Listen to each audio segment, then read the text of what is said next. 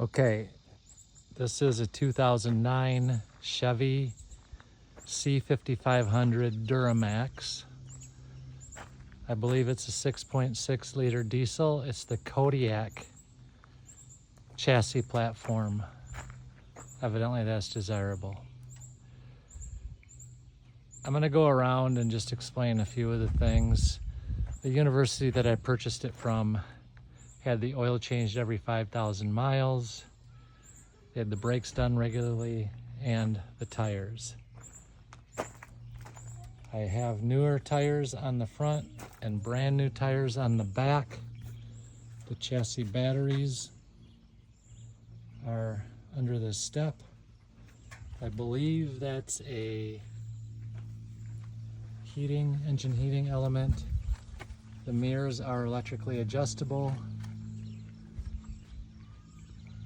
There's a storage bin there where the LP tank sits and the power cord. Going along, that's the diesel fill you see right there. Tires are a little bit dirty. I'll try to get an idea what they look like. They're basically brand new. 225/75 R19 dual. The water fill is there. The black thing you see in the middle of this photo is the vent for the bathroom. There's a water spigot on the back. I have the water turned off, but that'll give you an idea. There's still some pressure. Jerry can holder. 2 LED lights for work lights off the back, and you can see the backup camera. This window is an escape window. This is a fold down bicycle carrier. I put the middle piece in to handle a Honda Grom. That locks up into place. The hitch, Reese tow power, 12,000 pound capacity. It's mounted to the frame. You can see the fuel tank underneath. It's a 76 gallon tank, I believe. There's absolutely no rust under this bus. That's huge when you're looking at doing schoolie projects. A lot of these things are pretty rusted out. Most of the lights are upgraded to LED. I think all of them are actually. I'm climbing up, give you a look on the roof. This is a 8x8 deck with a very durable stainless steel grab rail around it. It's all bedliner painted. I've got 840 watts of solar. That's for the water heater. And the vent fan is a rain closure activated vent fan. You can see the amount of butyl and RV roof sealant used in this process. Everything was done to a very high standard. This is a fiberglass bus that was reskinned with aluminum that was used for tractor trailer roof. So you see this big white billboard of a side that's all an aluminum skin that's painted. Again, the tires, you can see they're brand new. I have an electrical outlet on this side. If you want to set up a kitchen out here, you have access to power. Window, obviously. Okay, so the door is a power door. This is the way to open it. Down is closed, up is open, and these doors open. If you want to lock out that switch, there's a little electric key switch right there, and you can turn that off, and that'll deactivate this, essentially not allowing access from that switch. So you can close off the bus, lock it, and then of course you have your standard key entry on the driver door. There's a light bar on the top, and then I guess I failed to point out the LED work light over the door. Okay, with the engine, most of the chassis air conditioning system was replaced and had it operational, but I had it checked this spring and there's a small leak that is behind the air compressor, that air compressor pump, or I'm sorry, AC compressor pump. The transmission fluid filtration system is there, brake, reservoir for coolant, and then the transmission dipstick, the oil dipstick, the water separator fuel filter with the primer pump on the top of it in case you run out of fuel. You can refill and prime it by hand in there and get yourself rolling. The headlights that I installed are high intensity headlights, and this configuration normally has one of the bulbs as a high beam and one as the low beam. Well, the bulbs I bought, you can see, are LED bulbs. They are both on low beam, and I have them strategically aimed, and when you hit the high beams, they both go to high beam, or I should say all four. So this thing throws a lot of light. It throws it legally, and it's great for night driving. The seats.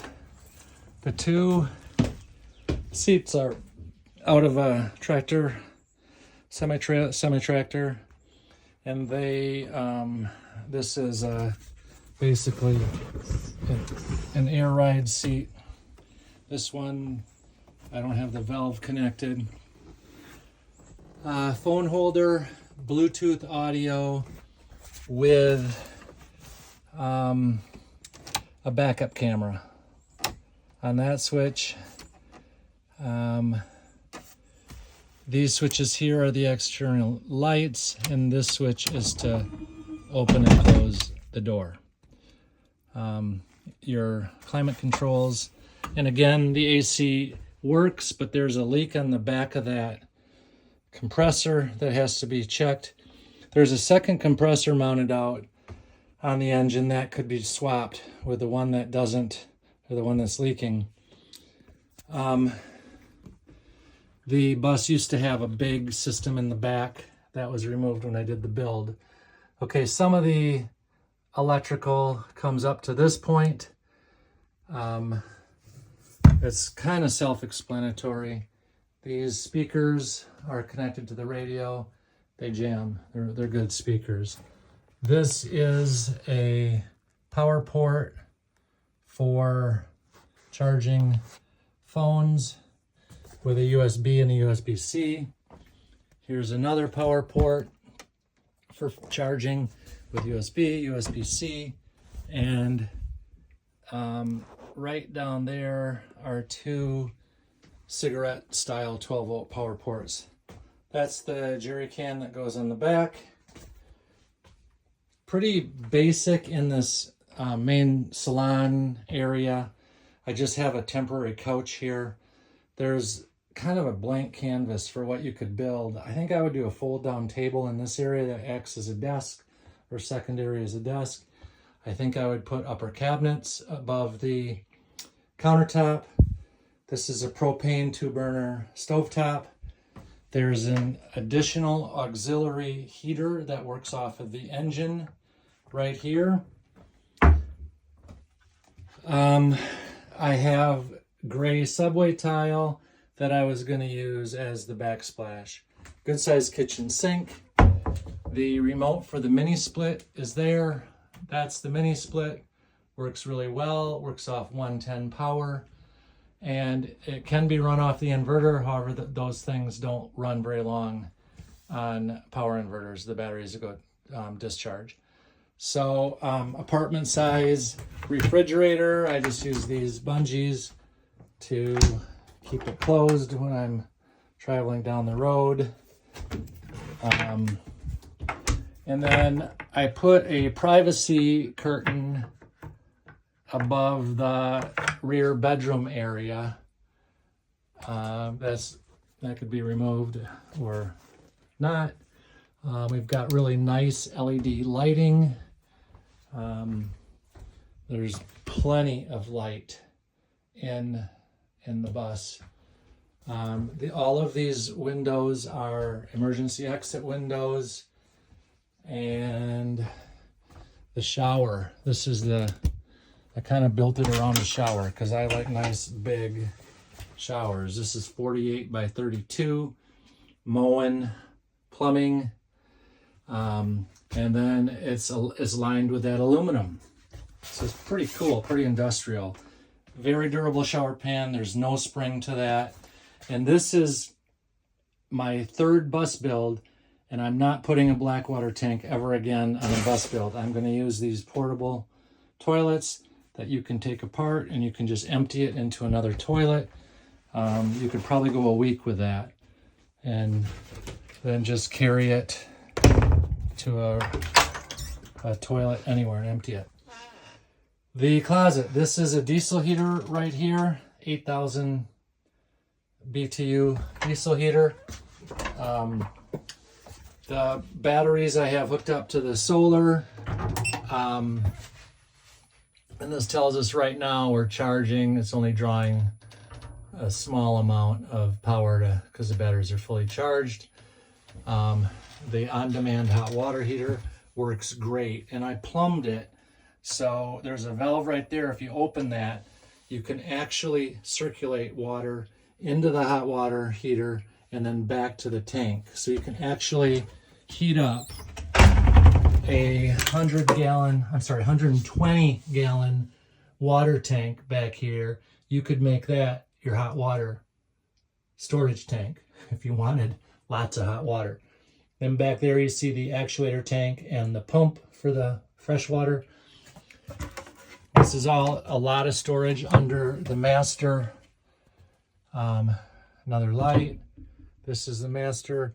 There's room right there because the bus is wider than a queen mattress is long. The mattress is 80 inches. The bus is almost 96. So you could build some kind of cabinets and storage as a headboard here if you wanted to. Each of the bunks here are 30 inches wide by 80 inches long, so they'll accommodate tall people.